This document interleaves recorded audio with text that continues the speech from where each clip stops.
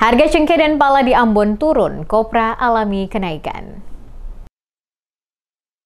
Harga sejumlah komoditas perkebunan di kota Ambon mengalami fluktuasi dalam sebulan terakhir. Dua komoditas utama yakni cengkeh dan pala yang selama ini menjadi andalan petani di Maluku, kini mengalami penurunan harga cukup signifikan di tingkat pengepul. Penurunan harga ini terpantau khususnya di kawasan Pertokoan Mardika dan Pasar Batu Merah. Dua titik utama perdagangan hasil perkebunan di Ambon, Amin Masawoi, salah satu pengepul yang membuka toko di kawasan Pasar Batu Merah, membenarkan adanya penurunan harga tersebut. Dalam wawancara bersama tim DMS Media Group, Masawoi menjelaskan bahwa harga cengkeh yang sebelumnya dibeli dengan harga Rp116.000 per kilogram, kini turun menjadi Rp105.000 per kilogram. Penurunan serupa juga terjadi pada komoditas pala. Sebelumnya, pala dibeli dengan harga Rp80.000 per kilogram, kini anjlok menjadi Rp70.000 per kilogram.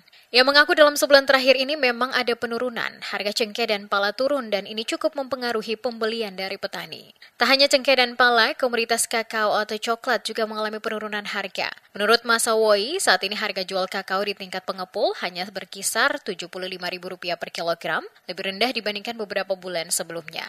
Namun di tengah turunnya harga sejumlah komoditas, harga kopra justru mengalami kenaikan. Kopra saat ini dijual pada kisaran harga Rp19.000 hingga Rp20.000 per kilogram, naik dari harga sebelumnya. Kisaran cengkeh sekarang ini lagi turun. Dari harga 116 bulan kemarin, dia turun sekarang ini sisa 105. Sedangkan pala dari harga 80 ada turun sekitar 70 sampai 70. Untuk kopra naik.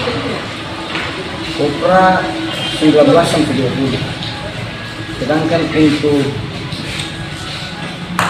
kalau untuk kayak coklat juga turun. Coklat juga turun sekitar 70.